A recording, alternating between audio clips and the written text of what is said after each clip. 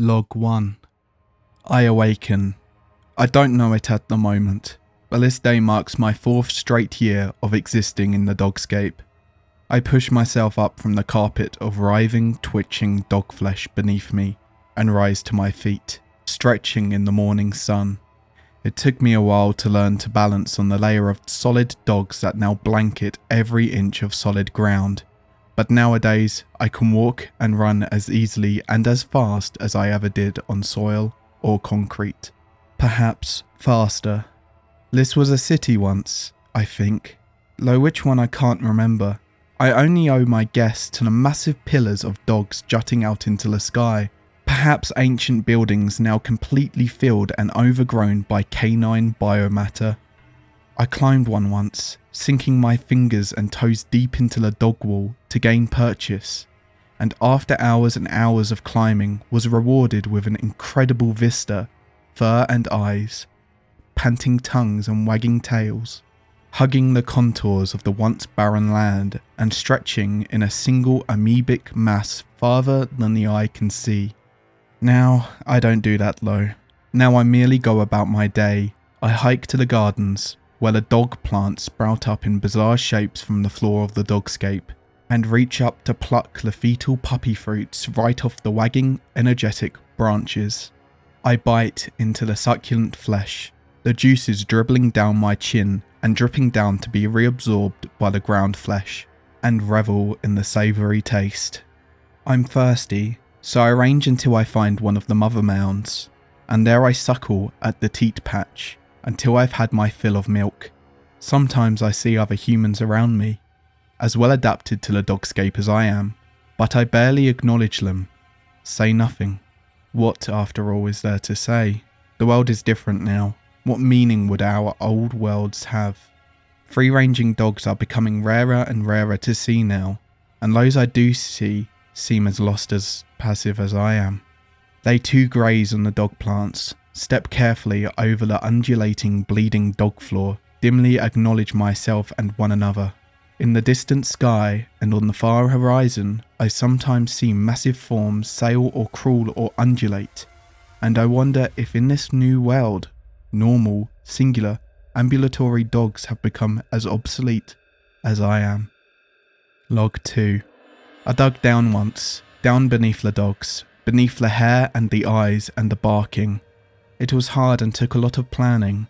I had to destroy one of the dog trees with my hands, rip out the twisted, yards-long communal spines that served them as branches and lash them together with tendons and skin. But soon I had tools, pitchforks, spears, shovels. I picked a spot where the dog floor seemed shallower and set to work. The blood started spurting when my spear first broke the surface, and didn't stop for hours and hours and hours. I was drenched in gore and viscera, covered in flecks of bone and meat and brain. But I learned to ignore the sickening, squelching sounds, ward off the smell, and just kept going deeper and deeper, spearing and levering out dogs of stranger and stranger size and build, dogs with 2 heads, dogs with human hands, dogs with writhing tentacles where their back legs should be.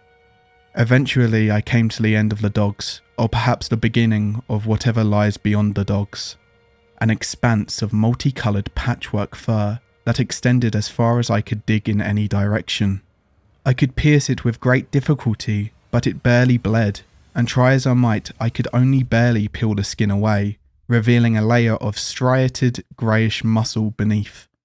It started to tremble as I watched it, shaking the very dog matter around me, and I realised that the Dogscape was beginning to regenerate itself, close in over me, seal me in. So I fled, climbing back into the light. Log 3. The stream trickled warmly past the black leathery edges of the puppy mouth stream. The saliva waters churned as they flowed from the bed of the stream, lined with ever-lapping tongues of eager greeting puppies. To feel a rock on the shore is to find sharp milk teeth of weaned dogs, cast to the tufts of mange weeds growing into spits and bank.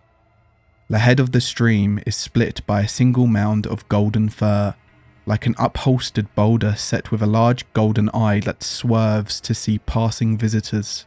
The waters will bubble and froth should the eye see you, the tongues lapping nervous, loving greetings with gurgled yips.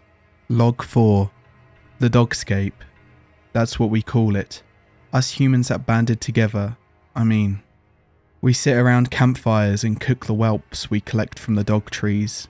The only flammable material we have is the acrid fur that grows everywhere. It offends all senses, but soon the meal is prepared.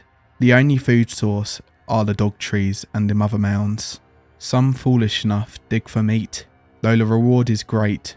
Many don't come back, for the dog flesh regrows above them, trapping them inside the moist ground. Primitive tools are forged from bones and leather, such as shovels and knives and cloves.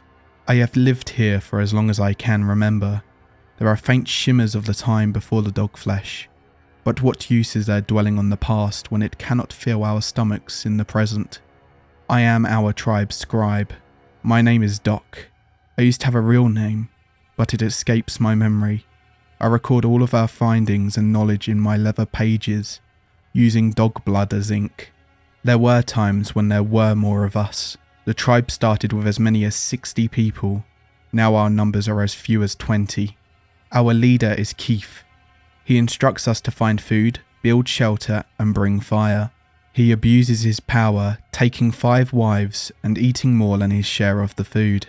But those who speak against him meet death in the night. It is hellish, but there is no other choice. Without guidance, we will die out here, so we must remain under his leadership. It has been 2 days since my last writing. I am lucky that Keith cannot read, for if he had seen my statements about him, I would be dead. Yesterday one of our tribe members, Cot, was killed by accident, stepping into one of the open dog mouths. His screams of pain as it chewed forced me to crush his skull with a shovel, killing him instantly. The bastard Keith claimed Cot's food ration as his own. I can sense the others are beginning to tire of Keith's position of power as well. Nobody spoke a word at the night's feast. I will not sleep well tonight, hearing Cot's screams in my nightmares. I fear for my life. Feck was killed in front of all of us by Keith today.